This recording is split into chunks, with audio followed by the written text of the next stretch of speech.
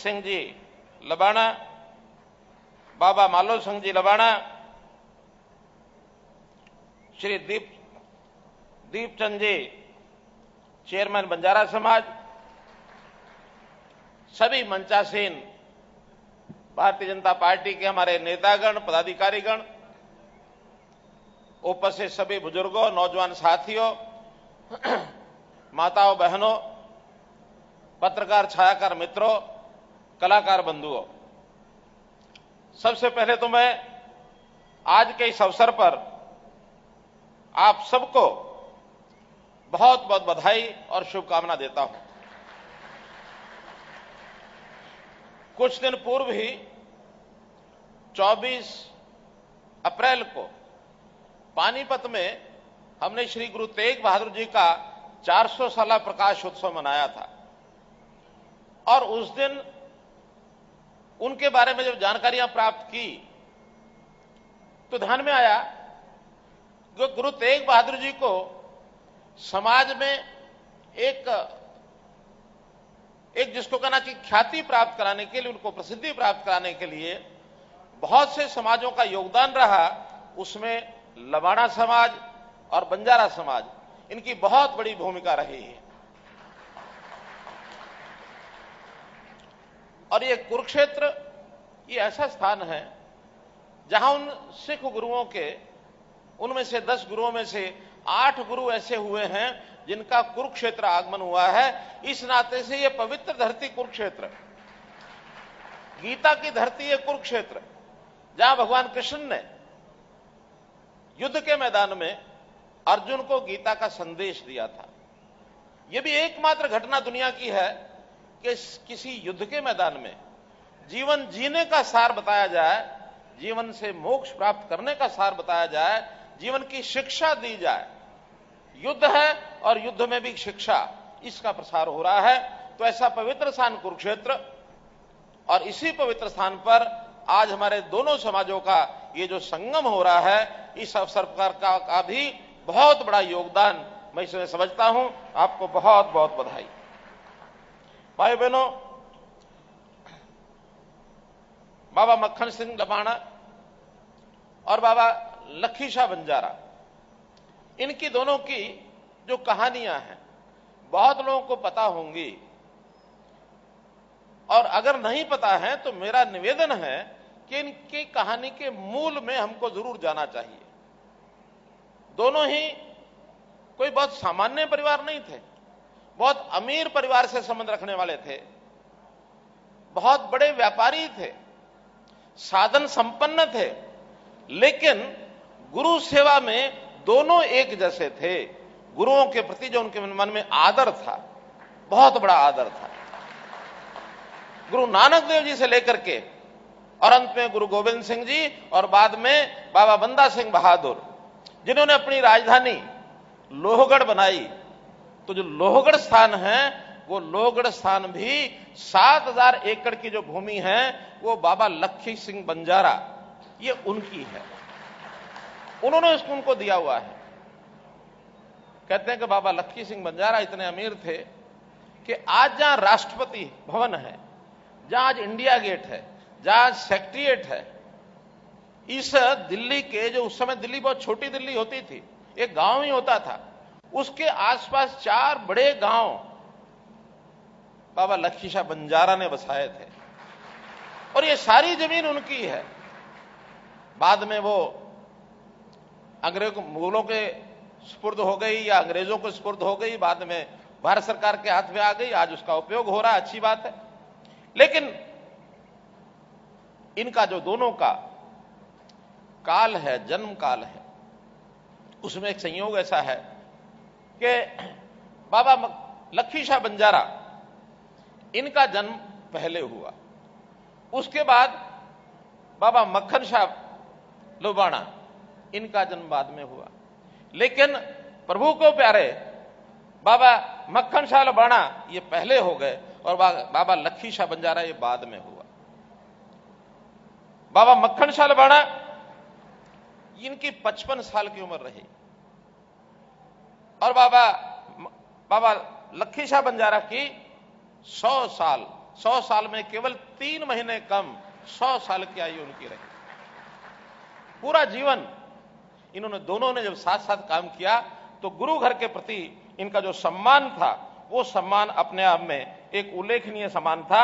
अगर मैं सबसे पहले चूंकि मक्खन शाह लबाना जी का जन्म भले बाद में हुआ वो 1619 में, लेकिन ऐसा कहा जाता है इनके जो पूर्वज थे वो गुरु नानक देव जी के और अनुयायी थे, भक्त थे, सिख समाज से संबंध रखते थे और इन्होंने बहुत व्यापार किया।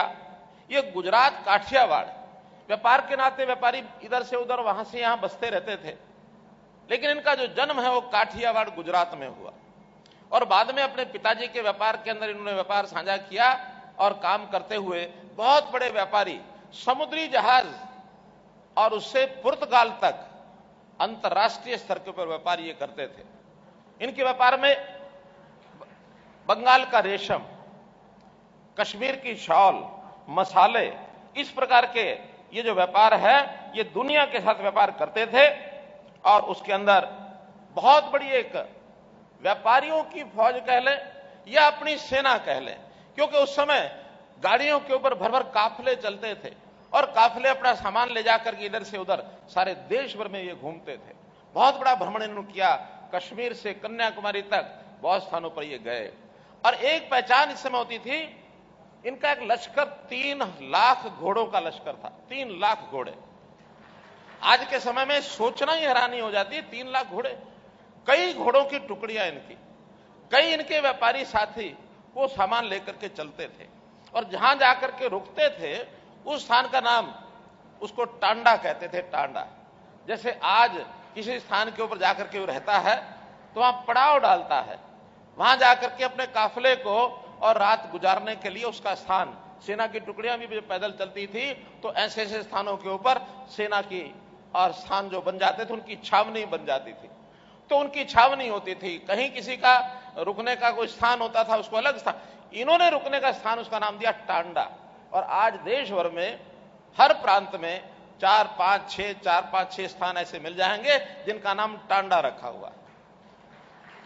जहां टांडा रखा है तो इसका मतलब यह है कि वहां टांडा का जो लखी शाह बंजारा, मक्खन शाह लबाना, इनमें से किसी ना किसी का, दोनों की जो सेनाएं रुकती थी, दोनों के जो व्यापारी ग्रुप रुकते थे उनको टांडा ही कहा जाता था। तो इस प्रकार मक्खन शाह लबाना 1619 में जिनका जन्म हुआ और व्यापार करते समय एक बार इनका जहाज समुद्र के अंदर लहरों में घिर गया। बहुत ऊंची ऊंची लहरें आई, ऊंची लहरों में आजकल भी जैसे हम देखते हैं बहुत सी जहाज, बहुत सी किश्तियां डूब जाती हैं। तो इनके जहाज ने उन किश्तियों का बहुत टकराव किया और ये बहुत कुशल नाविक भी थे। किसी तरीके से उस तूफान में चट्टान से टकराए बिना और झूलते रहे, इधर से उधर, उधर से इधर। एक समय ऐसा आ गया कि ये बचने वाले नहीं हैं। जब ये बचने वाले नहीं हैं ऐसा मन में एक विचार आया तो जीवन का सारा कुछ उस समय सामने आ जाता है। तो अंत में इनके मन में एक विचार आया कि परिवार के अनुयायी थे, उस समय छठे गुरु थे, 7वें गुरु थे। तो छठे 7वें गुरु के समय इनके मन में एक विचार आया कि मैं गुरु महाराज से प्रार्थना करता हूं, अरदास करता हूं कि मुझे बचा लो।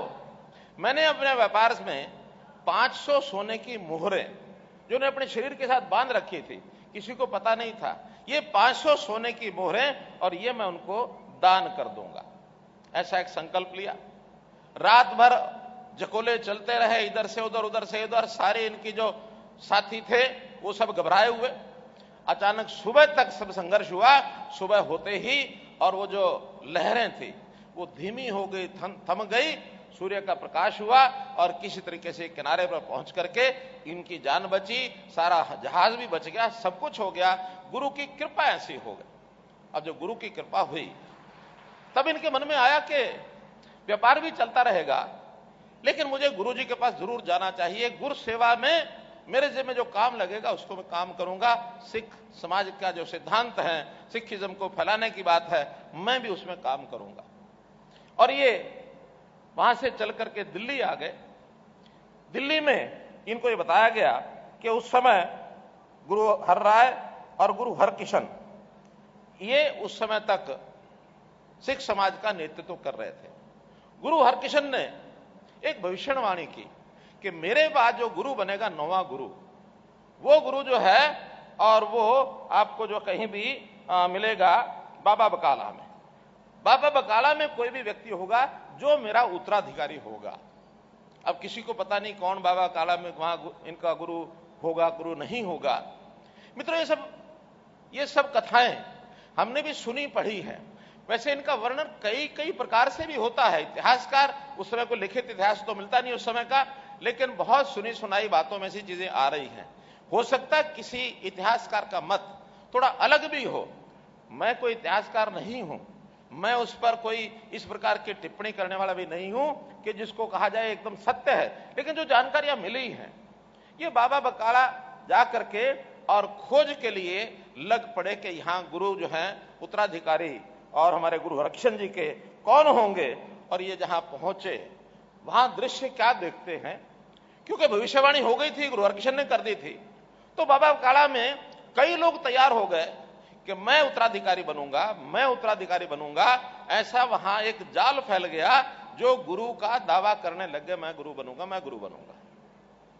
अब ये वहां जब पहुंचे, इनको सब पता लगा ये तो बहुत से उत्तराधिकारी हैं, मैं किसको सत्य मानूं, किसको झूठ मानूं। तो इन्होंने अपनी बुद्धि से काम लिया। ये एक एक के पास जाने लग गए। इनको पता लगा 22 ऐसी गद्दियां हैं जिन्होंने कहा हम उत्तराधिकारी हैं। हर गद्दी पर जो एक गुरु होते थे वहां जाते, प्रणाम करते और उनको 2 मुद्राएं भेंट करते। अब 2 मुद्राएं भेंट करने के बाद वो इनको आशीर्वाद भी देते और इनका कुशलक्षेम पूछते। ये भी वहां से चलाते और वो भी अपने काम में लग जाते। अगले के पास जाते, 2 मुद्राएं दे दी, यही काम चलता रहा। तीसरा, चौथा, 22 की 22 जगह इन्होंने 2-2 मुद्राएं दी और आगे बढ़ गए। अब इनके मन में कौतूहल आया। कौतूहल क्या आया कि अगर गुरु में ताकत है, असली गुरु है, उसको तो पता होना चाहिए कि मैंने जो है 500 मोहरें और ये मन्नत मान रखी है। अब ये निराश होकर के जब निकलने लगे तो इन्होंने सब 22 को कहा कि तुम सब धोखेबाज हो, क्योंकि ताकत तो इनके पास भी पूरी थी। और इन्होंने कहा कि तुम्हारे कोई गुरु नहीं है। अंत में जब बाकी लोगों को पता लगा कि हमारा तो भंडा फूट जाएगा, क्योंकि इनके पास ताकत भी है, फिर किसी ने बताया एक अमुक स्थान के ऊपर एक अकेला व्यक्ति, वो भी साधना कर रहा है, वो भी धर्म भक्ति के धर्म मार्ग के ऊपर चलने के लिए वहां तपस्या कर रहा है, तो वो एक आदमी और रह गया, उसके पास जाना चाहिए। ये वहां पहुंच गए और जब वहां पहुंचे तो इन्होंने वही 2 मुद्राएं निकाल करके उनको देने के लिए इच्छा की। उन्होंने 2 मुद्राएं लेकर के आशीर्वाद तो दिया, साथ में कहा कि सिख पंथ का व्यक्ति जो उसके मन में होता है उसको पूरा करता है। तुम ये बताओ कि तुम्हारे मन में जो इच्छा है तुमने पूरी क्यों नहीं की? उन्होंने कहा महाराज मेरे मन में क्या इच्छा है आप बताओ। अरे भाई तुमने 500 मुद्राएं कही थी और मुझे तुमने 2 मुद्राएं दे दी। तब जाकर के और इन्होंने जो कहा कि गुरु लाभ्यो राय, ये एक टूटी फूटी पंजाबी में जैसा कहा जाता है, गुरु लाभ्यो राय। इनका नाम राय था वास्तव में। शुरू में जो इनका नाम था वो मक्खन शाह लबाणा की बजाय मक्खन राय लबाणा था। तो मक्खन राय लबाणा, इन्होंने अपने आप को कहा गुरु लाभ्यो राय, के राय ने गुरु को लभ लिया। पंजाबी में लभ लिया का मतलब क्या होता है? ढूंढ लिया, ढूंढ लिया। मैंने गुरु को ढूंढ लिया है और नतमस्तक हो गए। वो 500 मुद्राएं भी उनको दी। उनका गुरु महाराज जो आपकी सेवा होगी मैं आपकी सेवा करूंगा। अब इस प्रकार का संबंध था। बाद में कहते हैं कि वो उनको साथ लेकर के अमृतसर गए, क्योंकि अगले गुरु के नाते से अमृतसर से ही उनको शुरू करना था। गुरु हरमंदिर साहब के बाद उनको लेकर के वापस वो कीरतपुर साहब आए। कीरतपुर साहब में एक नया गांव बसाया। इन्होंने अपना पैसा पूरा खर्च किया। तो वहां पर उस नए स्थान का नाम आनंदपुर साहब जिसको कहते हैं, ये आनंदपुर साहब गुरु तेग बहादुर जी और अपने बाबा मक्खन शाह लबाणा इनका बसाया हुआ है। तो ये बसा करके और वहां से गुरु जी से आगे लेकर के सन 1674 में वापस आ गए। यहां तक इन्होंने इनका साथ दिया। 1674 तक। यानी एक प्रकार से जो जिंदा जी गुरु तेग बहादुर जी के सहयोग करने वाले ये बाबा लखन शाह ये बंजारा थे, लबाना थे। अब इसके बाद जो अगली बात शुरू होती है वो शुरू होती है बाबा लखी शाह बंजारा की। कहते हैं औरंगजेब ने उस समय आताई राज जो किया हुआ था, कश्मीर के पंडित जब आए गुरु तेग बहादुर जी के पास कि तुम मुसलमान बन जाओ नहीं तो तुम्हारा वध किया जाएगा, गुरु तेग बहादुर जी ने मना कर दिया कि नहीं, मैं हिंदू धर्म के लिए हिंदवी चादर, गुरु तेग बहादुर, ये जो बात आई उस समय से आई और उन्होंने कहा कि मैं मुसलमान नहीं बनूंगा, मेरा सर कलम करना बेशक कर दो। गुरु तेग बहादुर जी को दिल्ली ले जाकर के 1675 में और उनका वध कर दिया गया, उनका सिर धड़ से अलग कर दिया। और जब धड़ से अलग उनका शरीर किया उस समय कहते हैं कि वहां पर जो बैठे हुए जो उनके साथी थे, गुरु तेग बहादुर जी के जो साथी भाई मतीदास, भाई सतीदास, भाई दयाला, इनका भी वध किया गया। आज भी दिल्ली में यानी चांदनी चौक में गुरुद्वारा शीशगंज वो स्थान है जहां गुरु तेग बहादुर जी का वध हुआ। भाई मतीदास चौक, भाई सतीदास चौक, भाई दयाला चौक, ये तीनों चौक आज चांदनी चौक में है। तो इनके जब शहीद हो गए उस समय कुछ उनके जो शिष्य थे, जिसके अंदर भाई जैता, भाई नानू, भाई आज्ञा, भाई उदय, ये चारों जो इनके शिष्य थे, इनको पता लगा कि इस समय जो बाबा लखी शाह बंजारा जिन्होंने अपना टांडा यमुना नदी के साथ लगाया हुआ है, नारनौल से वो चल के आए थे और वहां आकर के उन्होंने अपना जो डेरा है वो लगा लिया। ये चारों के चारों भाई लखी शाह बंजारा के पास पहुंच गए कि इस प्रकार की घटना हुई है। अब गुरु के प्रति उनकी भी श्रद्धा थी, उनको जब पता लगा तो उनसे रहा नहीं गया, उनका जल्दी से एक ही प्रबंध करो कि उनका जो शरीर है उस शरीर को हमें प्राप्त करना है। उन्होंने बताया कि शरीर तो धड़ अलग हो चुका है, सिर अलग हो चुका है। तो उन्होंने इंतजाम किया कि कैसे भी दोनों चीजें प्राप्त करो। और ये चारों लोग साथ में उनकी सेना, लखी शाह बंजारा की सेना, वो साथ लेकर के गए और सारी मुगल सेना को दौड़ा करके उनका जो धड़ है उसको भी प्राप्त किया, सिर है उसको भी प्राप्त किया। और प्राप्त करके सिर को, जो सिर था उसको तो लेकर के, और भाई जैतो का घर एक किसी बस्ती में था, वहां लेकर के गए। और जो धड़ है, धड़ को उनके सैनिकों ने, एक गाड़ी थी बैलगाड़ी रुई की भरी हुई थी, उन्होंने इस धड़ को रुई के उसके अंदर डाल लिया, इस धड़ को छुपा लिया कि पता ना लग जाए कहीं भी, आखिर हमको सुरक्षित लेके जाना है। अब दाह संस्कार करना भी उस समय मुगल राज में बड़ा मुश्किल होता था।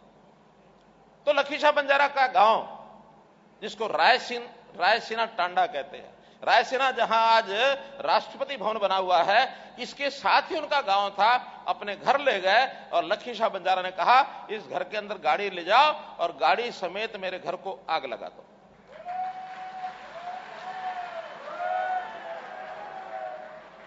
लखी शाह बंजारे ने स्वयं अपना घर, गाड़ी और साथ में गुरु तेग बहादुर जी का जो धड़ है उसको आग लगा दी ताकि उनका संस्कार हो जाए हिंदू पद्धति से। और हिंदू पद्धति से संस्कार हुआ। और धड़ सिर के बारे में हमको पता है, बाबा जैता वो सिर लेकर के करतारपुर के लिए चल पड़े और पैदल ही चल पड़े अपनी कुछ सेना लेकर के। और रास्ते में सोनीपत के पास, जो अपने हरियाणा में ही है, बड़ खालसा गांव है, उस बड़ खालसा गांव में गुरु के शिष्य वहां भी थे। उनको जब पता लगा कि गुरु तेग बहादुर जी का शिष्य ले जाकर के भाई जैतों चल रहे हैं, मुगल सेना पीछा कर रही है, तो वहां एक भाई खुशहाल सिंह थे। तो भाई खुशहाल ने कहा कि मेरा जो सिर है, ये सिर गुरु तेग बहादुर जी से मिलता जुलता है, आप ये कुर्बानी देने के लिए मैं तैयार हूं, मेरा सिर उतार करके और मुगलों के हवाले कर दो। गुरु तेग बहादुर जी का शीश है वो सुरक्षित करतारपुर चला जाए।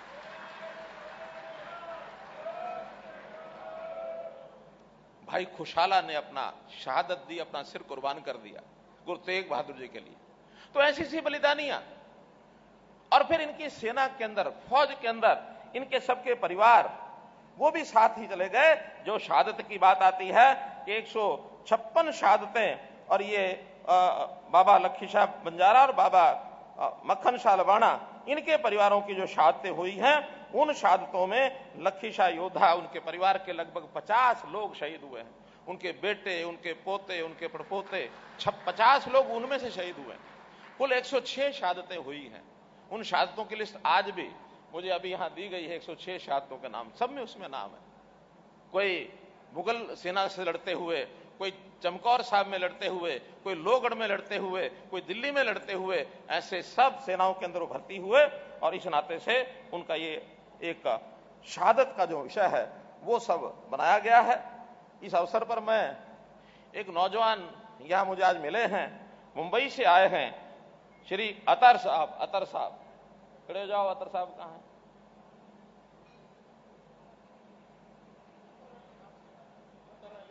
अतर अली खान। अभी एक कलाकार हैं, इन्होंने मुझे आके बताया कि मैंने एक फिल्म बनाई है शहीद लखी शाह बंजारा के नाम पर। तो मैंने इनको कहा कि उस फिल्म की एडिटिंग करा लें, डिपार्टमेंट से करा लें। इतिहास है, इतिहास के अंदर अगर एक भी चीज गलत हो जाए तो बवाल खड़ा हो जाता है। तो लखी शाह बंजारा की जो जीवनी है उसको एक बार ये एडिट करा लें, सरकारी डिपार्टमेंट से भी करा लें, इतिहास वालों से भी करा लें, और अगर ठीक इतिहास को दिखाती बनी है तो उसको जरूर रिलीज करेंगे और आप सबको दिखाया जाएगा। शाबाश। चलो जब होगी तब मैं इनका ये जो प्रयास है निश्चित रूप से इनको बधाई देता हूं। और हमें उनके जीवन पर चलने के लिए हमेशा तैयार रहना चाहिए कि वो शहादत, वो देश के नाम जो उन्होंने के मन में कुर्बानी का भाव था, हमारे सबके मन में आना चाहिए। ऐसा हमको जो है और आगे बढ़ना चाहिए। मित्रों, गुरु तेग बहादुर जी के साथ मैंने संबंध बताए हैं। गुरुओं के हमारे यहाँ हरियाणा और पंजाब और सारा उत्तर भारत, ये गुरुओं की एक जिसको कहना चाहिए कि धरती है। और जैसा लखी शाह बंजारा का संबंध और बाबा मक्खन शाह लबाना का संबंध इनके साथ बताया है, ये गुरु तेग बहादुर जी के भी बंजारा, लखी शाह बंजारा जो है, गुरु तेग बहादुर जी के लिए भी, गुरु बाबा बंदा सिंह बहादुर के लिए भी इन्होंने सेना में सहयोग किया। और जैसे मैंने बताया कि 7,000 एकड़ जमीन वो भी उन्होंने दी और वहां पर एक किला बनाया गया जिसको बाबा बंदा सिंह बहादुर ने और अपना राजधानी घोषित की। अब हमने उस स्थान को सुरक्षित करने के लिए, क्योंकि उबड़ खाबड़ हो गया है, बाद में किसी ने संभाला नहीं है, वो कुछ हिस्सा उसका हिमाचल प्रदेश में है, ज्यादातर हरियाणा में है, उस सारे क्षेत्र को दोबारा से एक स्मारक बना करके और लोगों के लिए एक स्थान बनाया जाएगा। और उस स्मारक में बाबा बंदा सिंह बहादुर की तो स्मृति होगी ही होगी, साथ में बाबा लखी शाह बंजारा का भी एक नाम कहीं ना कहीं वहां अमर रहे, इस नाते से भी कोई ना कोई प्रयत्न किया जाएगा। भाई बंधु, मैं चूंकि आज इन्हीं 2 महापुरुषों की जयंती के बारे में ही कार्यक्रम किया, इसलिए मुख्य तो वो काम वही था, लेकिन फिर भी मैं इसकी भूमिका में एक बात और जोड़ना चाहता हूं कि हमने हरियाणा में विचार किया कि सरकार की ओर से जितने महापुरुष संत हुए हैं उनकी जीवनियां वो लोगों को पता लगे, इसको प्रचारित करने के लिए हमने एक योजना बनाई है, संत महापुरुष सम्मान एवं विचार प्रसार योजना। और इसके लिए हरियाणा में साल का 10 करोड़ रुपए का हमने बजट रखा है। इसलिए सारे सरकारी कार्यक्रम, पिछले दिनों हमने महर्षि कश्यप का भी कार्यक्रम कराया, गुरु तेग बहादुर जी का कार्यक्रम आपको हमने बताया है, आज ही हमने कराए हैं। 70 महापुरुष ऐसे हैं जो हमारे छोटे छोटे वर्ग हैं, संख्या में बहुत कम हैं, उनके महापुरुष हैं, कोई उनको याद करता नहीं है। अपने घर में कोई छोटा मोटा कार्यक्रम करके या समाज का कहीं एक धर्मशाला में करके कर लेते होंगे। हमने तय किया कि सभी 70 की 70 जातियों के जो महापुरुष है, इनके कार्यक्रम छोटे बड़े रूप में सरकार द्वारा मनाए जाएं, ऐसा हमने एक विचार किया। अब जहां तक अपने समाज का विषय है, हमारा लबाना समाज हो या बंजारा समाज हो, ये बहुत ही मेहनती समाज है, अपने बल पर मेहनत करके और आगे बढ़ते हैं।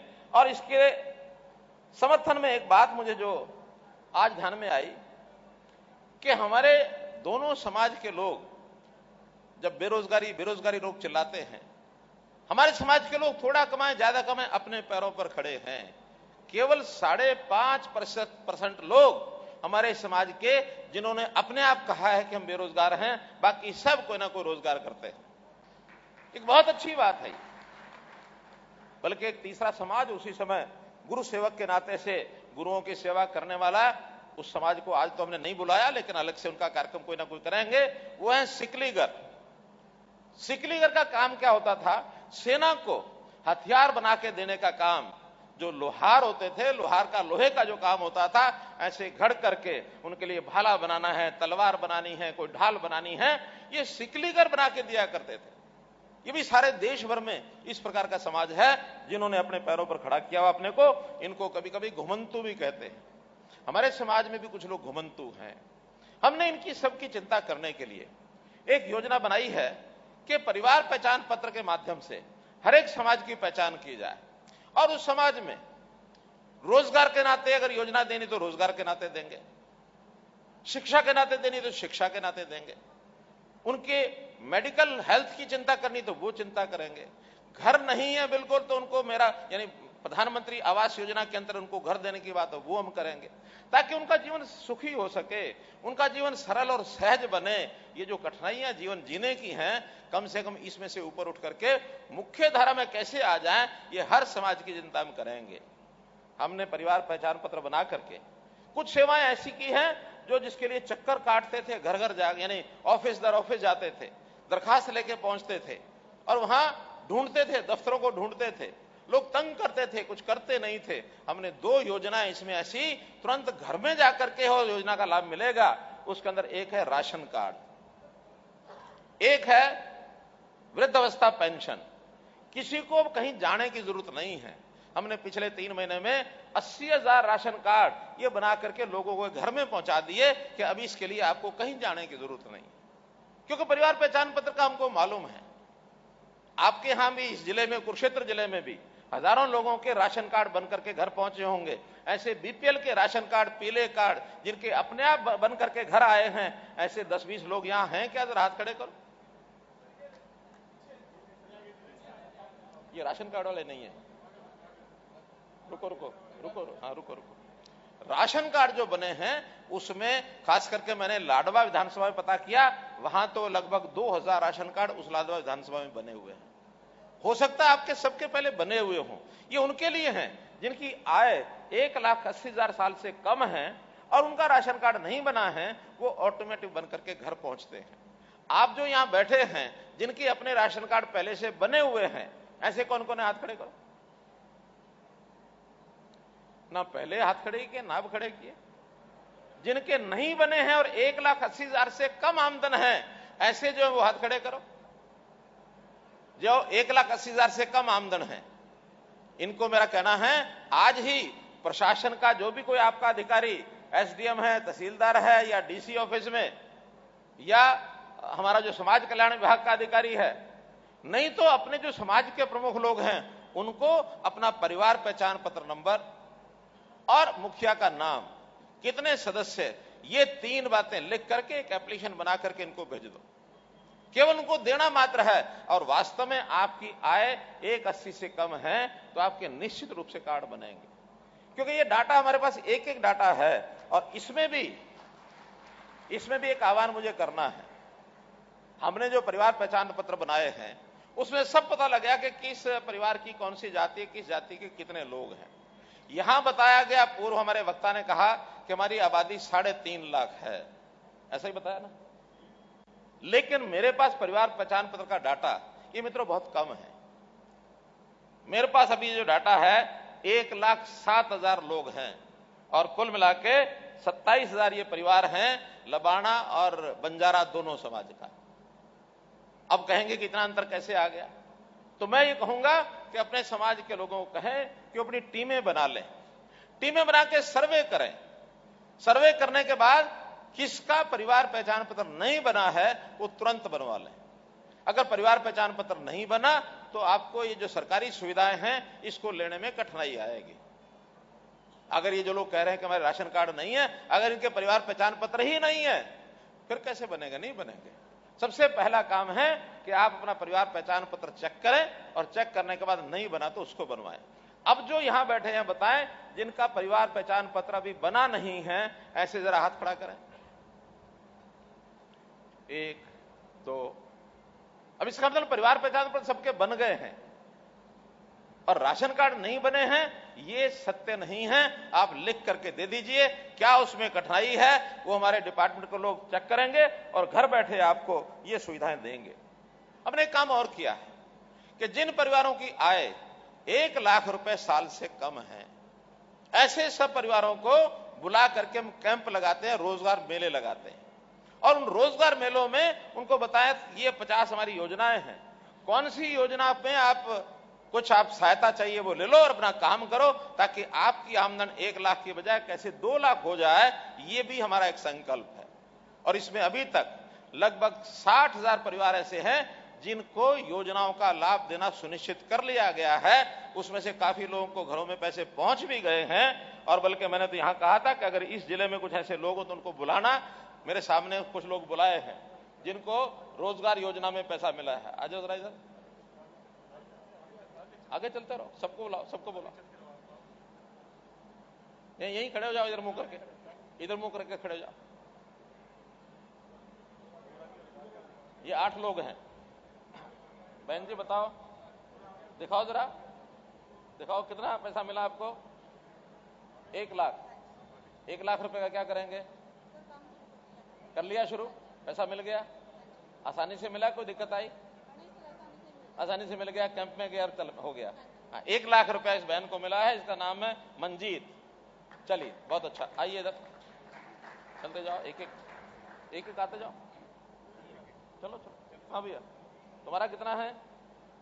1 लाख रुपया। दीपक कुमार, क्या करोगे 1 लाख का? क्या रोजगार करेंगे? फर्नीचर का काम करते हैं, उसको बढ़ाएंगे, आमदन उसमें हो जाएगी। खराब तो नहीं कर दोगे पैसा? ये पैसा वापस देना है, कर्जा है ये। हाँ शाबाश, चलो बढ़ाओ अपने काम को। चलो बहन, चलो इधर इधर, बाद में आइए, जल्दी आइए, जल्दी आइए। हाँ, तुम्हें 50,000 रुपया मिला, क्या करेंगे इसका? भैंस लेंगे? भैंस का दूध घर में पी जाओगे या बेचोगे? थोड़ा बेचेंगे भी, तभी ये 50,000 रुपया वापस हो पाएगा। ठीक है, चलिए।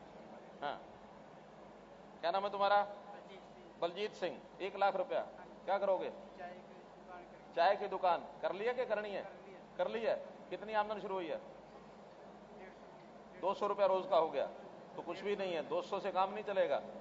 ठीक है, हाँ, लेकिन चाय बेचनी है, सारी घर में नहीं पी जानी।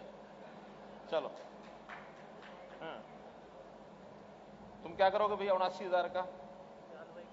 है हलवाई का काम कर लिया? शुरू करना है, हो जाएगी ना कमाई? पहले क्या करते थे? हाँ, तो फिर हलवाई का करते थे, फिर क्या करोगे? 80,000 और सामान ले आएंगे, उसमें ज्यादा इनकम हो जाएगी। चलो शाबाश। बहन तुम्हारा क्या है? 1 लाख रुपया, क्या करेंगी? भारती देवी, मनियारी की दुकान पहले से है? अभी नई की है, शुरू हो गई है, अच्छी कमाई हो जाएगी। चलो शाबाश। तुम्हारा क्या नाम है? सरोज। 1 लाख रुपया, क्या करोगे इसका? किराने की दुकान। और कोई पास में पड़ोस में दुकान है? उससे बड़ी बनाएंगे, ग्राहक आपके पास आए। चल, वो बनवाएंगे, बनवाएंगे। अभी आज तो सिर्फ इतना बताओ कि तुम्हें लोन मिल गया। ममता रानी, 1,90,000 है, क्या करेंगे इसका? कैटरिंग। कैटरिंग का काम आता है किसी को? किसको आता है? आपके पति को भी आता है और बाकी और लोग भी हैं। तो कैटरिंग काम में रिस्क भी बहुत होता है? हाँ, 1,90,000 वापस भी करना है। चलो शाबाश। हाँ भाई, तुम्हारा कितना मिला तुम्हें? 1,60,000, क्या बनाओगे? भैंस कितनी? 2 भैंस। 1,60 में 2 ही आएंगी? कितने के लिए? 80,000 की। चलो 2 हो जाएंगे 1,60 में। चलो शाबाश। हाँ, तुम क्या करोगे भाई? 80,000। कितनी भैंस? 2। वो तो 1,60 में 2 खरीदेगा, तुम 80,000 में कैसे खरीद लोगे? अभी एक खरीदेंगे, बाद में और कमा के दूसरी खरीदेंगे। चलो शाबाश। ये पैसा उतार दो, इससे डबल मिल जाएगा। 1,60, क्या लोगे? भैंस है, 2 भैंस। हाँ, ये उतारोगे तो इससे डबल मिलेगा। चलो 1,60, तुम भी भैंस खरीदोगे? खरीद ली? कितनी? एक खरीदी है, एक और खरीदेंगे, दूध बेचेंगे, 1,60 उतारेंगे, 3,20 और मिल जाएगा। ठीक है, चलो मित्रों, ये है हमारा काम। जिन लोगों के घर में रोजगार नहीं है, आमदन कम है, उनके घर में फोन करके, उनको एसएमएस करके, उनको आदमी जाके बुला के लाता है, कैंप में पूछता है तुम क्या काम कर सकते हो। अभी तक तो ज्यादातर जो गांव के लोग हैं वो कहते हैं हम तो भैंस खरीदेंगे, गाय खरीदेंगे, भेड़ खरीदेंगे, बकरी खरीदेंगे। कुछ ऐसे भी हैं जो कहते हैं किराना की दुकान करेंगे, किसी ने कहा हलवाई का काम करेंगे।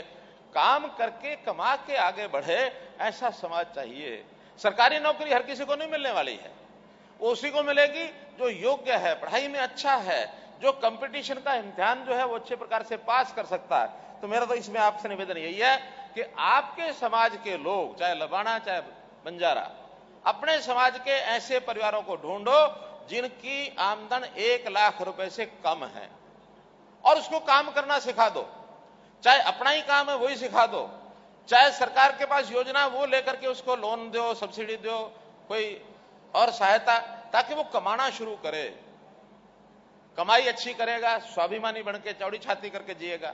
मांग के करेगा तो मांगने वाला आदमी भैया बहुत स्वाभिमानी नहीं होता, हर समय उसकी आदत यही बनी रहेगी। तो अच्छे आदमी खड़े करने हैं तो आप लोग अपने इस काम को आगे बढ़ाएं। हमने इसी प्रकार राशन कार्ड जैसे मैंने बताए हैं, ऐसे ही ओल्ड एज पेंशन ये भी अपने आप बन करके आ रही है। इसके भी कई उदाहरण आपको मिल जाएंगे।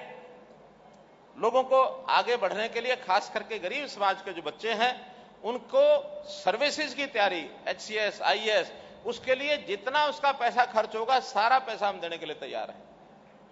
सारा पैसा। आपके बच्चे पढ़ाई अच्छी कर रहे हैं, जिस समाज में 26-27% बच्चे पढ़ाई में हैं, इसका मतलब वो आगे बढ़ना उसका निश्चित है। पढ़ाई कराना एक मूल मात्र एक विषय है जिससे हम अपने परिवार को, अपने समाज के, अपने नौजवानों को आगे बढ़ा सकते हैं। मित्रों, योजनाएं बहुत हैं बनाने के लिए, देने के लिए। एक सूचना आपको देनी है कि हम पिछड़ा वर्ग आयोग ये नए सिरे से बना रहे हैं और पिछड़े वर्ग आयोग बनने के बाद आपकी सब समस्याओं की चिंता वो पिछड़ा वर्ग आयोग भी करेगा। इसलिए उस आयोग के माध्यम से आपकी सब योजनाएं आपको मिले, लाभ मिले, यही उसके लिए मुझे आपसे कहना है। अब कुछ बातें जो आपके नेताओं ने यहां करके कही है कि हमको ये और कर दें, ये और कर दें, तो उसके अंदर जो चीजें कही गई हैं, कुछ चीजें हमारे अपने हाथ में, कुछ चीजें केंद्र सरकार के हाथ में हैं। उनके लिए मैं जानकारी दे रहा हूं। जैसे बंजारा समाज और लबाना समाज की कुछ जातियां ऐसी हैं, कुछ तो एससी में है, शेड्यूल कास्ट में है, कुछ इसमें बैकवर्ड क्लास में है। जातियां एक ही प्रकार की हैं। तो पहले से हमारे पास पत्र आए हुए हैं, हमने उसके लिए केंद्र सरकार, क्योंकि ये केंद्र सरकार ही करती है, हम नहीं कर पाते हैं, हम लिखते हैं, सिफारिश करते हैं। तो हमने केंद्र सरकार को लिखा है और उसके अंदर कुछ जातियों की मंजूरी मिल गई है, कुछ की और जो मिलेगी, ये रजिस्ट्रार जनरल ऑफ इंडिया इसके जो कमेंट्स आड़े हैं उसके लिए मैं जो है और आपको विश्वास दिलाता हूं कि हम उसको परस्यू करेंगे और जल्दी से जल्दी उन जातियों को जो वास्तव में कमजोर हैं, हाँ जो कमजोर ज्यादा नहीं है, जिन जातियों का अपना काम धाम ठीक ठाक चल रहा है, उनको शेड्यूल कास्ट में नहीं जाना चाहिए। बैकवर्ड क्लास से शेड्यूल कास्ट जाना माने अपने ऊपर से नीचे की तरफ जाना। हम तो ये कहेंगे अपने पैरों पर खड़े हो जाओ और नीचे से ऊपर जाओ। शेड्यूल कास्ट में है तो वो बैकवर्ड क्लास में आए, बैकवर्ड क्लास में है तो जनरल में आए। आगे बढ़ना सीखो भाइयों, पीछे हटना मत सीखो। ये एक कहीं ना कहीं दिमाग में आ जाता है कि एससी बन जाएंगे तो हमको बहुत बड़े लाभ हो जाएंगे। अब गरीबी के आधार पर लाभ सबको मिलेगा, चाहे वो एससी है, चाहे बीसी है, चाहे जनरल है। आप काम क्या कर रहे हैं, कमाते कितना है, इसके हिसाब से आपको लाभ मिलेगा।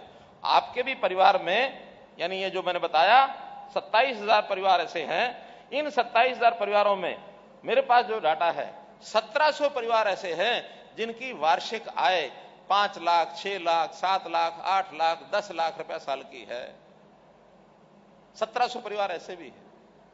तो कहो कि आप 1700 उन परिवारों को भी सब कुछ मिलता रहे तो उनको मिलेगा, तो जिनकी आमदन 50,000 है, 60,000 है, 70,000 है, 1 लाख साल की है, फिर उनको नहीं मिलेगा, क्योंकि चीज तो उतनी है, चाहे इधर बांट दो चाहे इधर बांट दो। इसलिए जो साधन संपन्न परिवार हैं अपने समाज के, वो गरीब समाज को कैसे सहायता कर सकते हैं। इन बेरोजगारों को जो लगभग 5,600 है अपने यहां, इन 5,600 को रोजगार, जो बड़ा काम करते हैं, अपना कोई व्यापार करते हैं, अपनी कोई फैक्ट्री लगा रखी है, कोई बड़ा उद्योग करते हैं, ऐसे सब लोग अपने समाज के लोगों को आगे बढ़ाएं, ये उनसे मेरा निवेदन है। एक विषय आया है कि हमको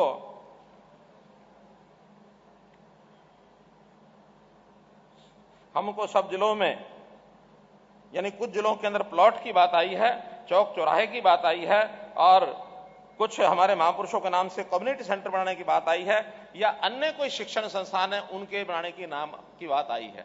ये मैंने डीसी साहब को यहां भी कह दिया है, सभी डिप्टी कमिश्नर को कह देंगे कि जहां कहीं अपने समाज के लोग पर्याप्त रहते हैं उस शहर में किसी चीज का नाम, कोई स्कूल का नाम, कॉलेज का नाम, कोई पार्क का नाम, कोई चौराहे का नाम, कहीं मूर्ति लगाने का विषय, और जहां कहीं जमीन चाहिए उसके लिए जमीन यानी ढूंढ करके आप लोगों को स्थानीय तौर पर वहां एक प्रस्ताव पास कराना होगा पंचायत से। पंचायत को भी लगना चाहिए कि हमारे यहाँ लखीशाह बंजारा या मक्खन शाह जो हमारे लबाना हैं, इनके लिए हमें कोई स्टैच्यू लगाना है, पार्क लगाना है, बनाना है, उनका नाम हमें रहे, तो उनसे प्रस्ताव पारित करके भेज दें, हम उसी समय तुरंत कर देंगे, इसके लिए कहीं कोई दिक्कत नहीं है।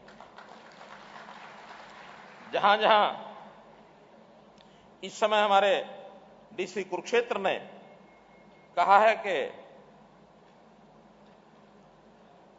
नगर पालिका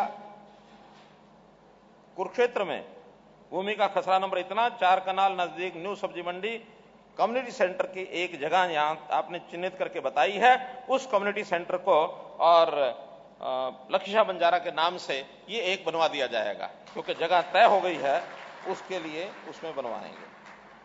नगर पालिका की सीमा में लुबाना भवन के लिए भी जगह यानी मांगी गई है, जगह तय करके आप बता दें, नगर पालिका की हो या कुरुक्षेत्र डेवलपमेंट बोर्ड की हो या किसी भी विभाग की हो, वो आप तय करके बता दें, उसके लिए एडवर्टाइजमेंट होता है, आप उसका एक फॉर्म भर करके दे दें और बाद में आपसे बातचीत करके और उसको दे दिया जाएगा।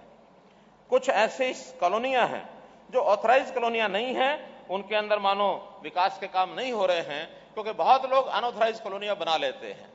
उसके लिए हमने तय किया है कि लगभग 2000 ऐसी अनऑथराइज कॉलोनीज हैं, चाहे वो शहरी विभाग की हैं या टाउन कंट्री प्लानिंग की हैं, इन सब का सर्वे हो रहा है और बहुत जल्दी इनको वैध करने के लिए प्रक्रिया हमने चालू कर दी है। बहुत जल्दी इसका फैसला होगा तो ये सब कॉलोनियां जो हैं और ये हो जाएंगी, रिकॉग्नाइज हो जाएंगी, और ऑथराइज होने के बाद आपके वहां के विकास में कहीं कोई कमी नहीं आएगी।